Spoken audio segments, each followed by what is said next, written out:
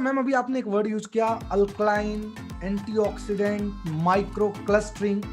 ये वर्ड हम लोग ना, अब चूंकि क्या है ना, ये तीनों प्रॉपर्टी है पानी की, तो ऑब्वियस सी बात है हमको लोगों को शेयर करना होता है। तो आज हम आपसे जानना चाहेंगे कि एज ए हेल्थ एक्सपर्ट कि ये वास्तव में ये तीनों चीजें क्या हैं। व्हाट इज अल्कलाइन, क्या है माइक्रो क्लस्टरिंग, क्या है एंटीऑक्सीडेशन, क्या है और वास्तव में आपको क्यों लगता है कि कैंगन में ये होने की वजह से कैंगन इतना पावरफुल है आपके हिसाब से? Yes ma'am, go ahead. Yes, so should I share my presentation, क्योंकि मैं उसमें अगर फोटोज के साथ दिखाऊं तो लोगों को काफी अंदाज मिलेगा। Please please please ma'am, back end team शायद आप मैडम को वो कर सकते हो उसके लिए। या please ma'am, you can now share it. और कितना मेरे पास वो समय है तो उस हिसाब से मैं आपको पूरा वो जो है आप मेरे आराम से मैम ये टॉपिक दिस लाइक 10-15 मिनट, आप 20 मिनट आप आराम से इसको एक्सप्लेन करो। Okay, done done. आराम तो से, मुझे सिर्फ स्क्रीन शेयरिंग का अलाउ कीजिएगा। Back end team please check it out. Very interesting topic मेरे दोस्तों।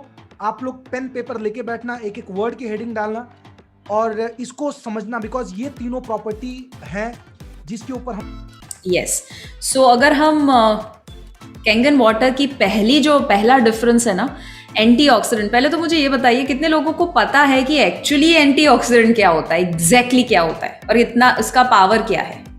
ओके, कुछ लोग हाथ ऊपर कर रहे हैं। कम से कम 500 बार तो बोल चुके होंगे अपने मुंह से।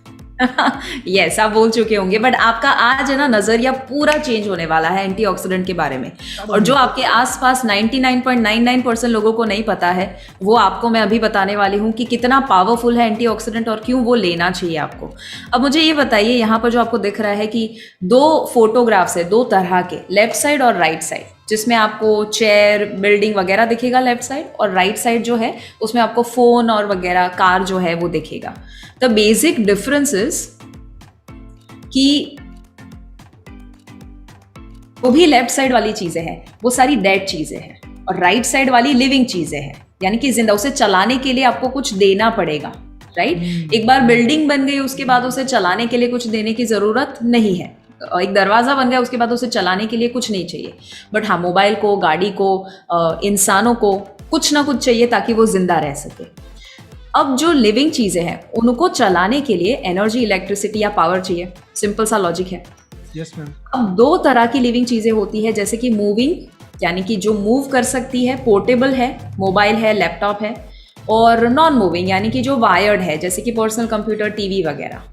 अब जो मूविंग है उसे हमें बैटरी या तो वायरलेस सिस्टम देना पड़ेगा जिससे उसे बैटरी या एनर्जी मिल सके, और जो नॉन मूविंग है उसे वायर देना पड़ेगा जहां से उसे इलेक्ट्रिसिटी मिले।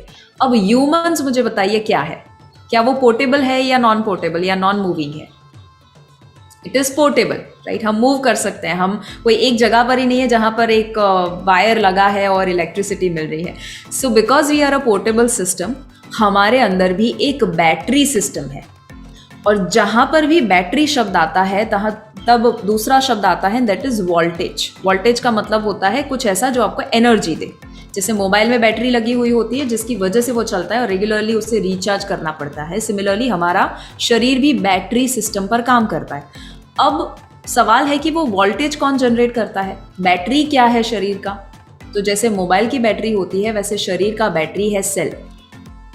क्योंकि अगर आप माइक्रोस्कोपिक लेवल पर देखें अपने हाथ को तो वैसे आपका हाथ दिखता है, बट माइक्रोस्कोपिक लेवल पर तो आपको वाइब्रेटिंग एनर्जी दिखेगी। बेसिकली अगर शरीर को खोला जाए तो अंदर कुछ नहीं है, वो है millions and trillions of cells. इतने सारे सेल्स, करोड़ों में सेल्स यानी कि कोश अवेलेबल है। अब ये जो कोश है वो एनर्जी जनरेट करते हैं, बैटरी है वो, बट वो मेजर कर सकते हैं हम वोल्टेज में। वोल्टेज को मेजर करने के लिए, जैसे आप पानी को मेजर करते हैं तो ml में करेंगे, लीटर में करेंगे, वजन को मेजर करेंगे तो किलो में करेंगे, वैसे बैटरी को, एनर्जी को मेजर कर सकते हैं मिलीवॉट्स में, जिसे हम MV कहते हैं, मिलीवॉट्स। अब ये शब्द है ना सबको पता होना चाहिए, MV यानी मिलीवॉट्स, बहुत ही सिंपल सा शब्द है। सो वोल्टेज मतलब मिलीवॉट्स। अब आपके सेल अगर हेल्दी है तो उसका वोल्टेज -20 से -25 मिलीवॉट्स के बीच में रहेगा, -20 to -25 मिलीवॉट्स। अगर वो मिलीवॉट्स कम हो जाए और प्लस में चले जाए, दैट मीन्स बीमारी आने की संभावना बढ़ जाती है। और दूसरा, हमारे बॉडी का सेल का pH 7.35 टू 7.45 के बीच में रहने के लिए बना है। अगर कोई इंसान को आप वाइब्रेटिंग, एनर्जेटिक, हेल्दी तरीके से देखते हैं, इसका मतलब है उसका सेल का पीएच स्लाइटली अल्कलाइन होता है। अब उसे मैं थोड़ा, इसका है ना फोटो निकाल देना, अगर आपको नहीं पता है तो इसका मतलब इसका रट्टा मान लीजिए। Okay okay, everybody please do that, take the screenshot, everybody सब लोग इसका स्क्रीनशॉट ले लीजिए एक बार। So cell voltage -20 to -25 average रहना चाहिए मिलीवोल्ट्स के बीच में, और सेल का पीएच 7.35 टू 7.45। अब यहाँ पर देखिए, जब हम जन्म लेते हैं ना, तब हमारा सेल का पीएच करीबन 7.60 के आसपास रहता है, यानी कि नॉर्मल से ज़्यादा अल्कलाइन। इसीलिए आप देखते हैं कि उन बच्चों का सेल वोल्टेज क्योंकि -35 है, हाई है सेल वोल्टेज, उसकी वजह से उनके बच्चों के अंदर एनर्जी हाई रहती है या लो? हाई रहती है। हाई रहती है। जब एक बुजुर्ग इंसान को देखेंगे आप, तो उनके अंदर की एनर्जी हाई रहती है या लो? ज़्यादातर लो रहती है। क्यों? क्योंकि सेल के वोल्टेज डाउन हो चुके हैं। हम जैसे जैसे एडल्टहुड में जाते हैं, और अगर कोई हेल्दी एडल्ट है तो उसका सेल का वोल्टेज -25 के आसपास रहता है। बट जब हम थक जाते हैं ना, तब हमारे सेल के वोल्टेज डाउन हो जाते हैं। जैसे जब आपकी बैटरी थोड़ी सी मोबाइल की डाउन हो जाती है, तो वो थोड़ा सा फंक्शनिंग में आपको प्रॉब्लम करेगा। डिस्प्ले जो है उसका ब्राइटनेस कम कर देगा, आपको पूछेगा कि पावर सेविंग मोड में चला जाऊं या नहीं। सिमिलरली हमारा बॉडी भी जब थक जाता है -15 के आसपास, और जब बीमार हो जाता है तब -10 के करीब पहुंच जाता है। और अब मुझे ये बताइए कि -10 से भी कम होगा तो क्या होगा? What do you think? You will attract chronic problems in your body. But वो कैसे हम सेल का वोल्टेज कम करते हैं? सेल का वोल्टेज हम कम करते हैं, नंबर 1, जब हम सोते नहीं हैं। इरेगुलर स्लीप क्वालिटी, अगर हम 7-8 घंटे की एवरेज स्लीप नहीं लेते हैं, और ज़रूरी नहीं 7-8 घंटे क्वांटिटी होना चाहिए, अच्छी नींद आनी चाहिए उस समय में। आप 5 घंटे नींद लो, बट आपको ऐसा लगे कि यार सुबह उठ के फ्रेश लगता है, then it is a good sleep. या रॉन्ग ईटिंग हैबिट्स, गलत खाना खाना, बैठे रहना, सिगरेट, शराब या कोई भी किस्म के एडिक्शंस होना, स्ट्रेस होना, पोल्यूशन और मेडिकेशन, ये सारी चीज़ें हैं जिससे सेल के वोल्टेज डाउन होते हैं। इसीलिए आप देखेंगे कोई भी इंसान अगर बीमारी है और दवाई ले रहे हैं, तो हमेशा याद रखिएगा, अगर सबसे बेस्ट सर्विस आप उनकी कर सकते हैं तो वो है उनकी दवाइयाँ बंद करना या कम करना, क्योंकि वो दवाइयाँ उनको और ज़्यादा बीमार बनाएगी अगर लॉन्ग टर्म लिया तो। हाँ, शॉर्ट टर्म डॉक्टर्स हमेशा है ना आपको ट्रीटमेंट दे सकते हैं, क्योर नहीं दे सकते, राइट? सो यहाँ पर काफ़ी सारे डॉक्टर हैं, वो भी अग्री करेंगे कि हमेशा वो भी सलाह देते हैं कि देखो लाइफस्टाइल में तो चेंज लाना ही पड़ेगा, अदरवाइज ये दवाइयाँ it is not the end, otherwise आपको ज़िंदगी भर उसे लेना ही पड़ेगा। So these are the reasons क्यों हम अपने सेल के वोल्टेज डाउन कर देते हैं।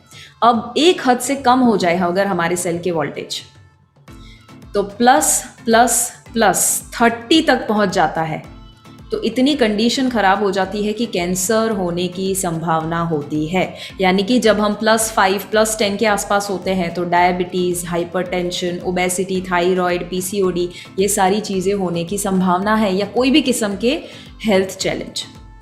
अब अगर +30 यानी कैंसर, इसका मतलब क्या हुआ कि जब लो वोल्टेज हो जाता है तब बीमारी आती है, और अगर किसी को बीमारी है दैट मीन्स उसका बॉडी जो है वो लो वोल्टेज पे काम कर रहा है। कितने लोगों को इतना समझ में आया? ये मैं बहुत ज्यादा कॉम्प्लिकेटेड नहीं बता रही, बहुत ही आसान बता रही हूँ, राइट? सिंपल लैंग्वेज में, बहुत सिंपल लैंग्वेज में। सो टू मेक इट सिंपल, कितने लोगों को क्लैरिटी मिली इस टॉपिक के ऊपर? एंटीऑक्सीडेशन की चैट बॉक्स में CLR टाइप करो, CLR टाइप कर दो चैट बॉक्स में। कितने लोगों को क्लैरिटी मिल गई है कि वोल्टेज, सेल्स, इन तमाम सारी चीजों को रिलेटेड, एंटीऑक्सीडेंट से related? Yes ma'am, thank you ma'am. Awesome. So हमारा सेल का वोल्टेज क्या होना चाहिए? Everyone let's repeat so that you remember. -25 से लेकर यस, वोल्टेज उतना होना चाहिए। एंड हमारा सेल का पीएच कितना होना चाहिए? 7.35 से लेकर 7.45 pH। अगर वो है तो हेल्दी है। अगर हमारे सेल के वोल्टेज डाउन हो जाते हैं तो बीमारी आएगी या नहीं आएगी? बीमारी आएगी। सेल के वोल्टेज बढ़ते हैं यानी कि माइनस में चले जाते हैं, दैट मीन्स बीमारी जाएगी या नहीं जाएगी? जाएगी। ओके, सो हमें क्या करना है? सिंपल सा उसका लॉजिक है कि अगर हम बीमारी को दूर करना चाहते हैं, all we have to do is raise the voltage of your cells. In other words, नए सेल बनाइए, हेल्दी सेल बनाइए। सो इसके ऊपर है ना एक बहुत ही अमेजिंग शेयरिंग मैं बताना चाहूँगी। जेरी टेनेंट करके उन्होंने एक किताब लिखी है, हीलिंग इज़ वोल्टेज। मैं रेकमेंड करती हूँ आप ज़रूर ये किताब पढ़िए, हीलिंग इज़ वोल्टेज। ये किताब में ये डॉक्टर कहते हैं कि अगर आप हमेशा हेल्थ को मेंटेन करना चाहते हैं तो आपको दवाइयाँ लेने की ज़रूरत नहीं है, आपको सिर्फ और सिर्फ एक चीज़ करनी है और वो है नए सेल बनाइए। और नए सेल बनाने के लिए मैंने यहाँ पर रेड में लिखा है, आपको कितना वोल्टेज चाहिए? -50 मिलीवॉल्ट्स। कितना चाहिए? -50 मिलीवॉल्ट्स ओनली। सिर्फ -50 मिलीवॉल्ट्स मिल जाता है तो आपके सेल रीजनरेट और नए और हेल्दी सेल बनना शुरू हो जाते हैं। अब अगर ये समझ में आया तो ये पूरा चार्ट, अगर इसका भी फोटो निकालना चाहे निकाल दीजिए कि -50 मिलीवॉल्ट्स वोल्टेज मिल जाता है, वो इंसान का रिकवरी और हीलिंग होना शुरू हो जाता है। और अगर आप ये समझ पाए हैं तो एक इंपॉर्टेंट क्वेश्चन, कैंगन आपको कितना मिलीवॉल्ट देता है वो मालूम है? दोस्तों चैट बॉक्स में टाइप कीजिए, वेरी पावरफुल क्वेश्चन, प्राउड होगा आपको फिर से अपने आप पे। कुछ लोग लिख रहे हैं, right? Yes yes, they are writing. Yes yes. अब आप हैरान हो जाएंगे और अब आपको पता चलेगा कितना पावरफुल है वो। सिर्फ आप जब कहते हैं ना कि इतना मिलीवॉल्ट देता है कैंगन वाटर, उसे आपको इतना एम्फसिस के साथ कहना चाहिए ना, सामने वाला हिल जाना चाहिए, अरे बाप रे इतना बड़ा देता है। वो आपको देता है, कैंगन वाटर आपको देता है -400 से लेकर -850 मिलीवॉट्स। -400 से लेकर -850। मैम, नए सेल को जनरेट करने के लिए, उसको प्रॉपर फंक्शनिंग करने के लिए भी हमको जरूरत पड़ती है मैक्सिमम -50। यस। और कैंगन हमको देता है -400 टू -850, मतलब उसका कम से कम 8 से 12 गुना ज्यादा। यस। वाओ। मतलब है हैलोजन बल्ब और अपन अभी तक उसको 2 वोल्ट के जो है बल्ब की तरह दिखा रहे थे। एवरीबॉडी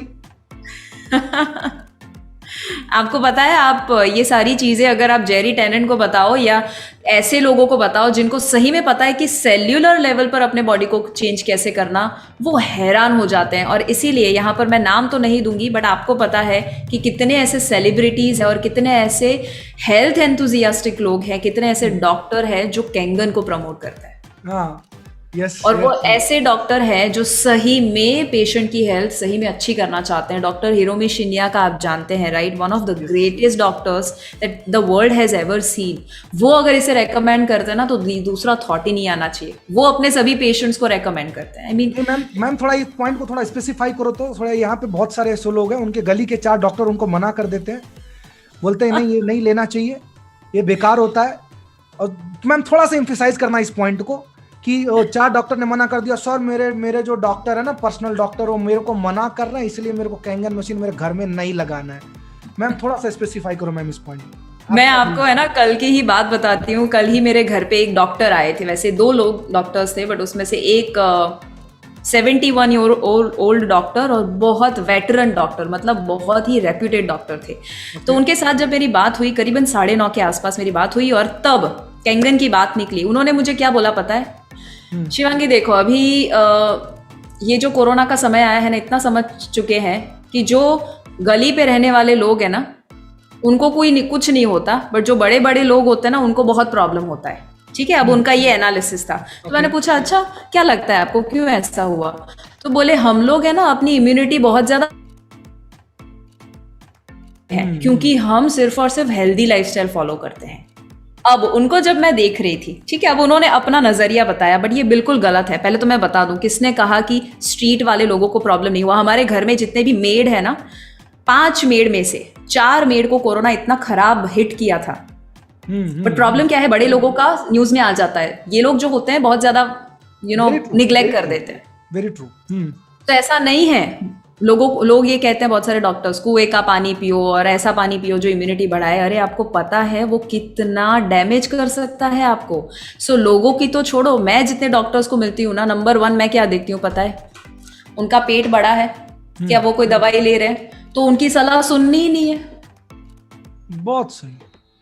अगर खुद ही डॉक्टर है और लोगों को सलाह वो देते हैं, तो खुद अनहेल्दी कैसे रह सकते हैं? तो अगर आप ऐसे डॉक्टर को मिलते हैं ना जो खुद बड़ा सा पेट लेकर, टायर लेकर, और उस पर चाय भी पी सकते हैं, उतना अच्छा सा टायर उन्होंने बनाया हुआ है, और अगर वो खुद दवाई लेते हैं ना, तो कभी भी उनकी मत सुनिए। बट हाँ, कुछ लोग ऐसे डॉक्टर्स होते हैं जो सही में हेल्थ कॉन्शियस होते हैं, बट अगर फिर भी वो मना करे, इसका मतलब सिंपल है कि उनको अभी तक कैंगन का पावर मालूम नहीं है।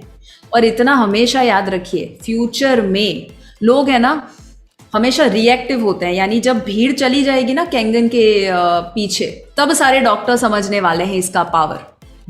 अब तक लोग नहीं समझ रहे हैं। क्यों नहीं समझ रहे हैं? क्योंकि प्रॉब्लम डॉक्टर का नहीं है, प्रॉब्लम थिंकिंग का है। वो डॉक्टर हो, इंजीनियर हो, लॉयर हो, उससे क्या फर्क पड़ता है? थिंकिंग तो वही है ना। अद्भुत, अमेजिंग, अमेजिंग। इसका मतलब मैं ये कह सकता हूं कि हमारे आंख बंद कर लेने से आसमान से सूरज गायब नहीं हो जाता। बिल्कुल बिल्कुल। अगर हमको इंफॉर्मेशन नहीं है, अगर जानकारी नहीं है, तो इसका मतलब ये नहीं कि वो चीज सही नहीं है। कमी सिर्फ आपके माइंडसेट और आपके जानकारी की है। बिल्कुल।